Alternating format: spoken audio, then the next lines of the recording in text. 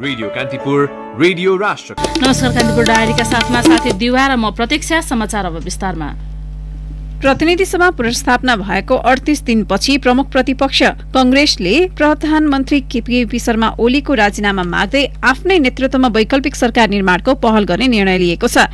कंग्रेस केन्द्रीय कार्य समितिको हिजो बसेको बैठकले वैकल्पिक सरकार निर्माणको पहलका लागि पहिलो पटक औपचारिक निर्णय गरेको हो। आफैले विघटन गरेको प्रतिनिधि सभा विघटनलाई सर्वोच्च अदालतले असंवैधानिक भनिसकेपछि पनि ओलीले नैतिकताका आधारमा राजीनामा दिएर मार्ग प्रशस्त गर्नुपर्ने निचोड कंग्रेसको छ। यसअघि पदाधिकारी बैठकले सभापति शेरबहादुर देउवालाई प्रधानमन्त्रीका लागि सर्वसम्मतिमा उम्मेद्वार बनाउने निर्णय गरेको थियो। निर्णयपछि पनि देउवाले वैकल्पिक सरकार बनाउन अग्रसरता नलिएपछि वरिष्ठ नेता रामचन्द्र पौडेल र पूर्व महामन्त्री कृष्ण प्रसाद सिटौला पक्षले असन्तुष्टि जनाएको थियो। उनीहरूले पार्टीले ठोस निर्णय नलिएकै कारण ओलीमा सर्वसत्तावाद र स्वेच्छाचारी प्रवृत्ति बढेको भन्दै सत्ता समीकरणका विषयमा निर्णय गर्न नेतृत्वलाई बाध्य पारेका हुन्। एजेन्डाका विषयमा मोटामोटी समझदारी गरेपछि मात्रै बैठक शुरू गर्ने कंग्रेसको प्रचलन नै बसेको छ। शुक्रबार पनि सभापति देउवाको कार्यकक्षमा संस्थापन र इतर पक्षका शीर्ष नेताहरूबीच पार्टीको क्रियाशीलता र सत्ता समीकरणका विषयमा अनौपचारिक छलफल भएको थियो। सदस्यता सम्बन्धी विषयमा समझदारी जुटे पनि सत्ता समीकरणका विषयमा अहिले ठोस धारणा बनाउने कि नबनाउने भन्नेमा नेताहरूबीच मत बाजिएको छ।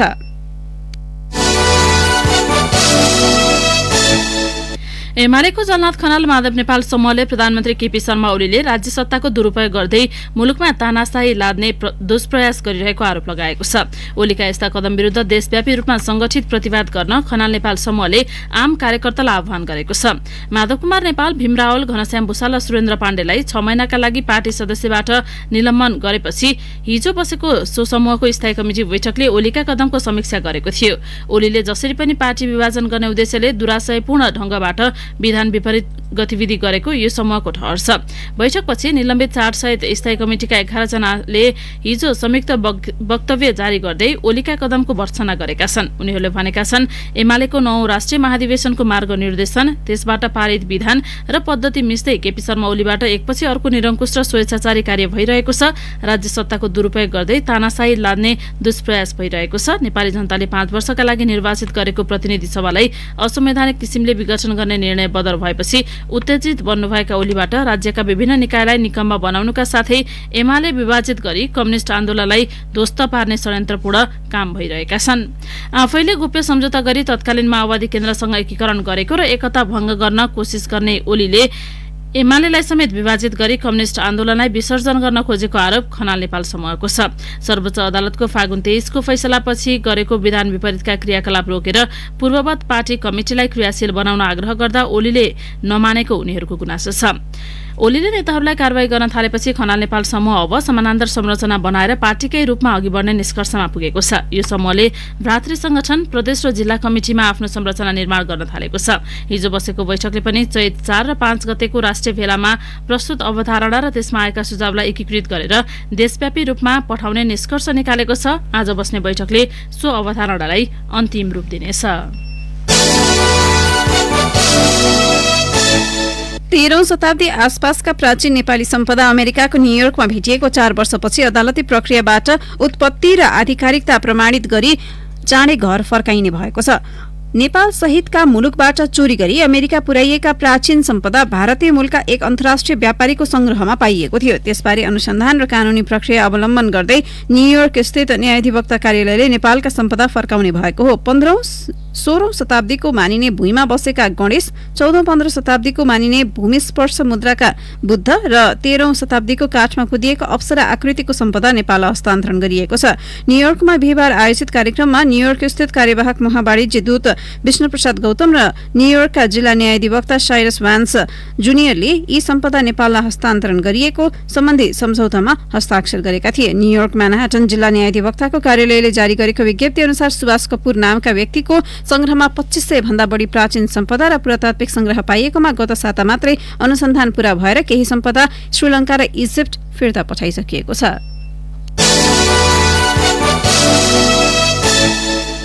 प्रहरी सम्बन्धी संघीय कानूनी संरचनाको टुङ्गो नलाग्दा प्रदेशको आन्तरिक सुरक्षा व्यवस्थापन आदेश र निर्देशनमा सीमित भएको छ। प्रदेश सरकार गठन भएदेखि नै मुख्यमन्त्री र आन्तरिक मामिला तथा कानून मन्त्रीहरूले प्रदेश प्रहरी सम्बन्धी संघीय कानून छिटो बनाइदिन सरकारसँग आग्रह गरेका थिए। यही बीच सबैको ध्यान प्रतिनिधि सभा विघटनको मुद्दा, नेकपाको विवादसँगै सत्ता समीकरण र गठजोडमा जाँदा प्रहरी समायोजन र आवश्यक कानून बन्न सकेका छैनन्। प्रदेश सरकारले 2074मै आवश्यक कानून र प्रहरी समायोजन छिटो टुङ्गाउन संघलाई आग्रह गरेका थिए। 3 वर्ष बितिसक्दा समेत प्रदेश प्रहरीको खटनपटन केन्द्रबाटै निर्देशित छ। कार्यालयका बोर्डमा प्रदेश सरकार अन्तर्गत प्रदेश प्रहरी उल्लेख गरिएका छन्, तर संघीय कानूनी अडचनका कारण प्रदेश प्रहरी परिचालन, भर्ना, सरुवा बढुवा तथा वृत्ति विकासमा नेपाल सरकारबाटै निर्णय हुने गरेको छ। 2076 माघ 28 मा प्रहरी समायोजन र नेपाल प्रहरी र प्रदेश प्रहरी कार्य सञ्चालन, सुपरिवेक्षण र समन्वय सम्बन्धी दुईवटा ऐन राष्ट्रपति विद्यादेवी भण्डारीबाट प्रमाणीकरण भइसकेका छन्। ऐन कार्यान्वयनमा सरकार उदासीन देखिएको छ। अझै पनि नेपाल प्रहरी ऐन आउन सकेको छैन। लोकसेवा आयोगको अध्यक्षबाट हालै अवकाश पाएका पूर्व गृह सचिव उमेश प्रसाद मैनालीले संविधान अनुसार नै संघीयताको अभ्यास भएको 3 वर्ष बित्दा पनि प्रहरीको संघीय संरचना नबन्नु दुःखद भएको बताउनुभयो। हालसम्म प्रदेश 1, 2, बागमती र गण्डकी प्रदेश सभाबाट आफ्ना प्रदेश प्रहरी ऐन प्रमाणीकरण भइसकेका छन्। प्रदेश 1 सभाले 2077 असार, प्रदेश 2 ले 75 भदौ, बागमतीले 2077 वैशाख र गण्डकीले गएको असोजमा प्रदेश प्रहरी ऐन ल्याइसकेका छन्।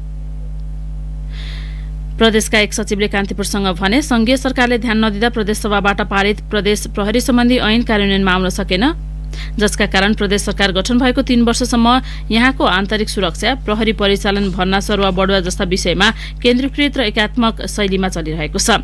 कर्णाली प्रदेशको आन्तरिक मामिला तथा कानून मन्त्रालयले 2077 असोज 26 मा प्रदेशसभामा प्रदेश प्रहरी ऐनको विधेयक दर्ता गरे पनि पास भइसकेको छैन। लुम्बिनी र सुदूरपश्चिम सरकारले प्रदेश प्रहरी सम्बन्धी विधेयक नै ल्याएका छैनन्। नेपाल प्रहरीका पूर्व एआइजी राजेन्द्र सिंह भण्डारीले संघीयता कार्यान्वयनका लागि सबैभन्दा पहिला प्रशासनिक संघीयता अनुसार कानून कार्यान्वयन गर्ने निकाय प्रहरीको पुनर्संरचना हुनुपर्नेमा त्यसअनुसार नीति निर्माण नगरेर संघीयताकै अपमान गरिएको बताउनुभयो। कान्तिपुर डायरीमा अब ब्रेकको पालो। ब्रेकपछि कान्तिपुर डायरीमा अब कान्तिपुर सविस्तार। कान्तिपुर सविस्तार।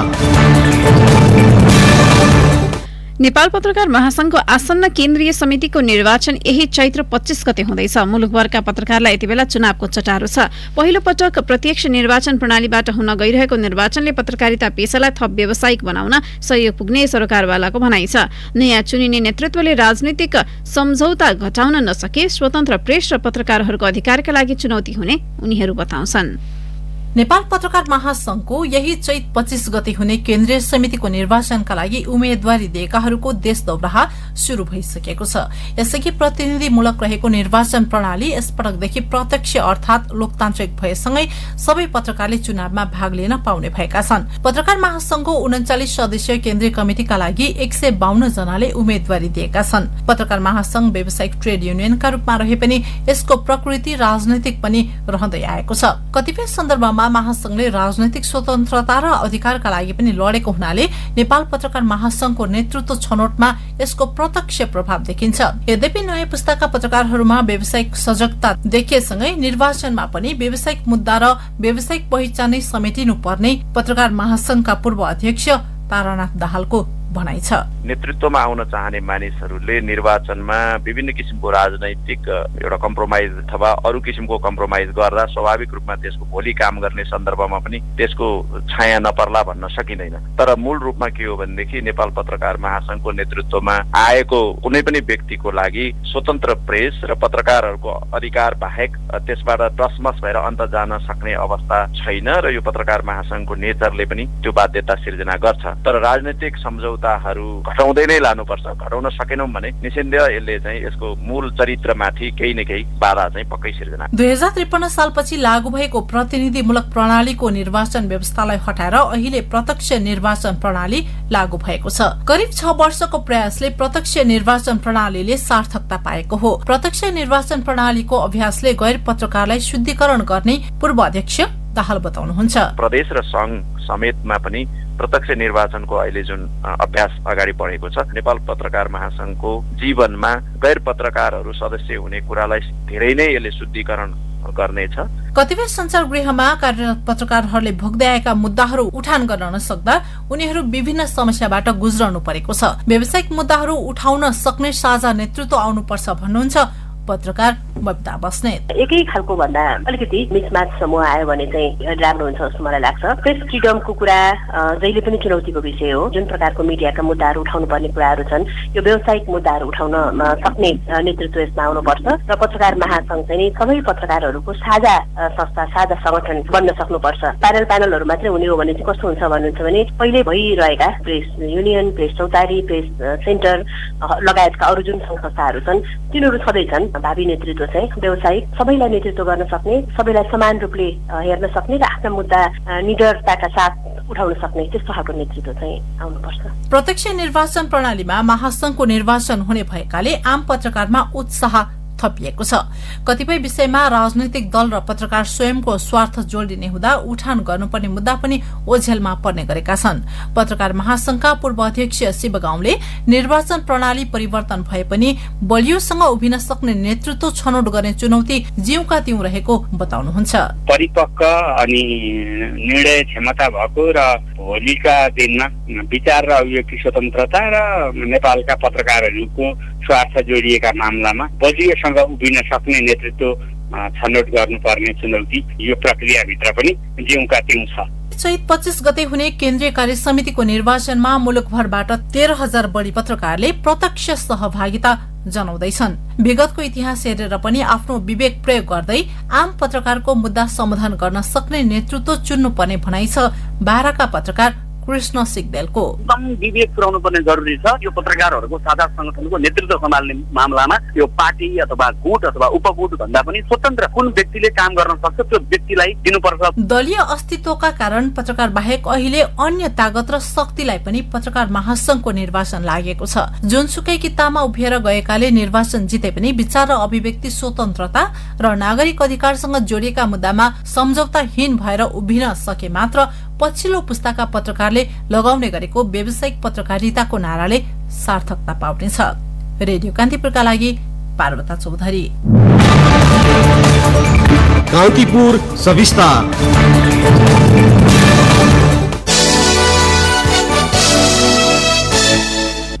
एक सातादेखि नउठेको काठमाडौँ उपत्यकाको फोहोर हिजोदेखि संकलन गर्न थालिएको छ। काठमाडौँ महानगरपालिका र नुवाकोटको सिस्टोल बासीबीच वार्ता भएपछि फोहोर उठाउने सहमति बनेको हो।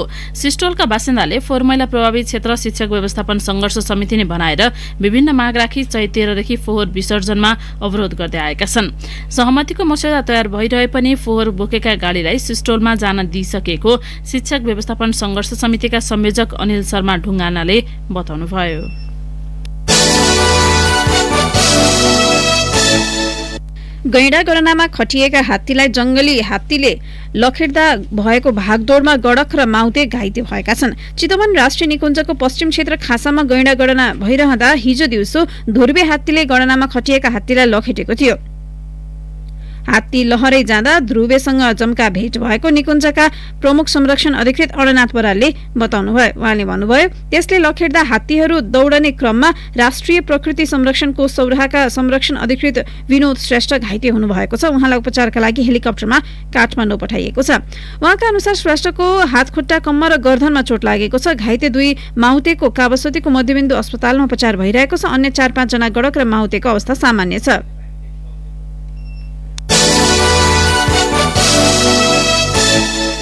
राष्ट्रपति विद्यादेवी भण्डारीले काठमाडौँ उपत्यकामा वितरण गरिने मेलम्ची खानेपानी वितरण कार्यक्रमको उद्घाटन गर्नुभएको छ। ब्रिकुटी मण्डपमा निर्माण गरिएको ढुङ्गेधारा खोलेर राष्ट्रपति भण्डारीले हिजो मेलम्ची खानेपानी आयोजनाको औपचारिक उद्घाटन गर्नुभएको हो। हिजोबाट काठमाडौँ उपत्यका खानेपानी लिमिटेडले बालाजु पोखरीमा मेलम्चीको पानी हालेर पानी वितरण शुरू गरेको छ। बालाजु पोखरीमा बिहिबारदेखि पानी पठाउन थालिएकोमा हिजो बिहान 5 बजेदेखि वितरण थालिएको लिमिटेडले जनाएको हो। हिजोदेखि नयाँ बजार सोरखुटे लगायतका स्थानमा पनि मेलम्चीको पानी वितरण थाली भएको लिमिटेडका प्रमुख कार्यकारी अधिकृत मिलन साक्यले बताउनुभयो। अब उपत्यकामा रहेका पोखरी मध्ये बाँसबारी स्थित पोखरीमा मात्रै पानी पठाउन बाँकी छ। लिमिटेडले पहिलो चरणमा दैनिक 4 करोड लिटर ल्याइएकामा अहिले दैनिक 8.5 करोड लिटर आइरहेको साक्यले बताउनुभयो। उहाँका अनुसार महाराजगञ्ज पोखरीमा बिहिबारदेखि नै पानी पठाउन थालिएको हो। मध्य पहाडी लोकमार्ग करिडोरमा पर्ने हलेसी दिगतेल सडक कालोपत्र भएको 1.5 वर्ष नबित्दै भत्किन थालेको छ। गुणस्तरहीन निर्माण सामग्री प्रयोग गर्नुका साथै निर्माणमा लापरवाही भएकाले सो सडक खण्डका विभिन्न ठाउँमा सडक भत्किएको छ। सडक खण्ड अन्तर्गत हलेसी तुवाचोङ नगरपालिका 10 ओर्खलेको बिजुले दिगतेल रूपाकोट मजबागढी नगरपालिका 13 नुनथला वडा 2 को हुर्लुङ मोडे लगायत क्षेत्रका ठाउँमा सडक भत्किएको छ। एसियाली विकास बैंक एडीबी को लगानीमा दिगतेल बजारको रत्नपार्क किरा चोकदेखि हलेसीको 36 किलोमिटर सडकको कालेपत्रे भत्किएको छ। बागलुङको बल्देधुरीमा 2 जनाको मृत्यु हुने गरी भएको झडपमा संलग्न भएको आरोपमा पक्राउ परेका 8 जनालाई प्रहरीले सार्वजनिक गरेको छ। हिजो पत्रकार सम्मेलन मार्फत जिल्ला प्रहरी कार्यालयले घटनाका आरोपित सार्वजनिक गरेका हुन्। होली खेल्ने क्रममा भएको विवाद र झडपपछि भिरबाट खसालेर हत्या भएको प्रारम्भिक अनुसन्धानले खुलेको प्रहरी उपरीक्षक कृष्णबहादुर पल्ली मगरले बताउनुभयो। घटनाको अनुसन्धानका लागि जिल्ला अदालतले 1 साताको म्याद थप गरेको छ। होली खेल्ने क्रममा निस्तीखोरा गाउँपालिका 7 का 36 वर्षीय प्रकाश कुँवर र 34 वर्षीय दीपक परियारको मृत्यु भएको थियो। उनीहरूको शव घटनास्थलबाट 400 मिटर तल भेटिएको थियो। कुटपिट गर्ने र भिरबाट खसाल्ने काममा संलग्न भएको आरोपमा प्रहरीले बडीगाड गाउँपालिका वडा नम्बर 10 का 28 वर्षीय रेशम बुढा मगर, 46 वर्षीय ढालबहादुर बुढा, 31 वर्षीय सूर्य बुढा, 33 वर्षीय झनबहादुर बुढा र उमेर नखुलेका तीर्थलाल बुढालाई गाउँबाटै पक्राउ गरेको थियो। त्यस्तै 23 वर्षीय मिलन बुढा र 24 वर्षीय रेशम हरिने भेषराज बुढालाई गुल्मीको मदाने गाउँपालिका र 23 वर्षीय कुमार छन्त्याललाई रूपन्देहीको भैरहवाबाट पक्राउ गरिएको प्रहरी उपरीक्षक पल्ली मगरले बताउनुभयो। तीमध्ये 6 जनालाई प्रहरीले पक्राउ गरेको हो भने 2 जना आत्मसमर्पण गरेर प्रहरी समक्ष पुगेका थिए।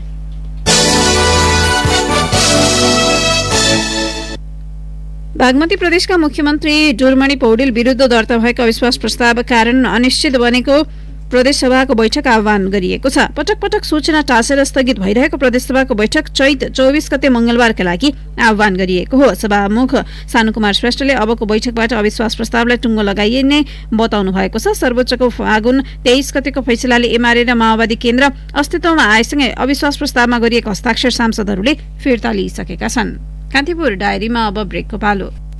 ब्रेकपछि अब आर्थिक प्रसंग। 3 वर्षमा मोबाइल फोन आयात दोब्बर यसलाई पुनः एकपटक सुन्नुहोला। 3 वर्षमा मोबाइल फोन आयात दोब्बर पुगेको छ। आर्थिक वर्ष 2075-76, 76-77 र 77-78 को फागुन मसान्तसम्म मोबाइल फोनको आयात दोब्बर पुगेको भन्सार विभागको तथ्याङ्क छ।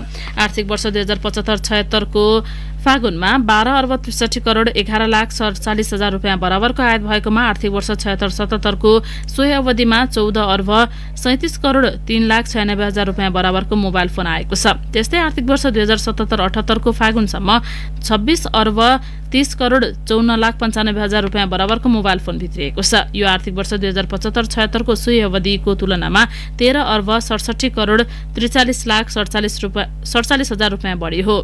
त्यस्तै आर्थिक वर्ष 2076-77 को तुलनामा 11 अर्ब 93 करोड 50 लाख 98 हजार रुपियाँले धेरै भएको विभागको तथ्याङ्क छ। विभागको तथ्याङ्क अनुसार आर्थिक वर्ष 2075-76 को फागुनसम्म 29 लाख 34 हजार 569 थान मोबाइल फोन भित्रिएको छ। आर्थिक वर्ष 2076-77 को सोही अवधिमा 37 लाख 71 हजार 443 थान मोबाइल आएको छ। कोभिड-19 को खोपका लागि नेपाल सरकार र विश्व बैंक बीच 8 अर्ब 70 करोड रुपियाँ 7.5 करोड अमेरिकी डलर बराबरको अतिरिक्त वित्तीय सम्झौता पत्रमा हस्ताक्षर भएको छ। जनसंख्याको उच्च प्राथमिकता प्राप्त समूहमा कोभिड-19 विरुद्धको सुरक्षित र प्रभावकारी खोपको पहुँच विस्तार गर्न विश्व बैंक र नेपाल सरकारबीच सहुलियतपूर्ण ऋण सहयोग सम्झौता पत्रमा हिजो हस्ताक्षर भएको हो। अब एउटा अन्तर्राष्ट्रिय प्रसंग। ताइवानमा रेल दुर्घटनामा परि कम्तीमा 50 जनाको मृत्यु भएको छ। कयौं घाइते भएको रेलमा 500 यात्रु सवार थिए। सुरुङबाट पास भइरहेको रेल लिकबाट बाहिरिँदा दुर्घटना भएको हो। 8वटा डिब्बा भएको रेल सुरुङको मुखमा दुर्घटनामा परेको एक ट्रकमा ठोकिएपछि लिकबाट बाहिरिएको थियो। रेल ताइपेबाट ताइटुङ जाँदै थियो। ताइवानमा रेल सुरक्षित सवारीको साधन मानिए पनि यो दशकै ठूलो दुर्घटना भएको राष्ट्रपति साई इङ वेनले बताउनु भएको छ। अब खेल प्रसंग। सरकारले त्रिदेशीय कप 3 नेशन्स फुटबल प्रतियोगिताको विजेता नेपाली राष्ट्रिय फुटबल टोलीका खेलाडीलाई जनही 4 लाख रुपियाँ दिने भएको छ। हिजो बसेको मन्त्री परिषदको बैठकले विजेता खेलाडीलाई जनही 4 लाख रुपियाँ दिने निर्णय गरेको परराष्ट्र मन्त्री प्रदीप गेवालीले जानकारी दिनुभएको छ। त्रिपुरेश्वर स्थित दशरथ रंगशालामा सोमबार भएको फाइनल खेलमा नेपालले बंगलादेशलाई 2-1 गोल अन्तरले पराजित गर्दै त्रिदेशीय कप फुटबलको उपाधि जितेको थियो। नेपाललाई कीर्तिमानी उपाधि जिताउन संजोग राई र विशाल राईले गोल गरेका थिए। नेपालले 37 वर्षपछि घरेलु मैदानमा उपाधि जितेको हो। यसअघि अखिल नेपाल फुटबल संघ एन्फाले पनि विजेता खेलाडीलाई जनही 1 लाख रुपियाँ पुरस्कार दिने घोषणा गरिसकेको छ। अब मौसम सम्बन्धी जानकारी। काठमाडौँ उपत्यका सहित मुलुकभरका पहाडी भूभागहरूमा आंशिक बदली हुने जल तथा मौसम पूर्वानुमान महाशाखाले जनाएको छ। पहाडी भूभागका केही स्थानमा वर्षाको समेत सम्भावना रहेको महाशाखाले जनाएको छ। केही बेर अघि 12 डिग्री सेल्सियस मापन गरिएको काठमाडौँ उपत्यकाको अधिकतम तापक्रम आज 26 डिग्री सेल्सियससम्म पुग्नेछ। सूर्योदय बिहान 5 बजेर 53 मिनटमा भयो भने सूर्यास्त साँझ 6 बजेर 22 मिनटमा हुनेछ। हस्त कान्तिपुर डायरीको यो बुलेटिन अहिलेलाई यही सकिन्छ। अहिले केही बेरमा प्रसारण हुने हाम्रो नियमित कार्यक्रम द हेडलाइनर्समा परराष्ट्र मन्त्री एवं एमाले प्रवक्ता प्रदीप ग्यावालीसँग कुराकानी गर्दैछौँ। सुन्ने प्रयास गर्नुहोला। अहिलेलाई भने साथी दिवा र म प्रतीक्षा बिदा हुन्छौँ। नमस्कार।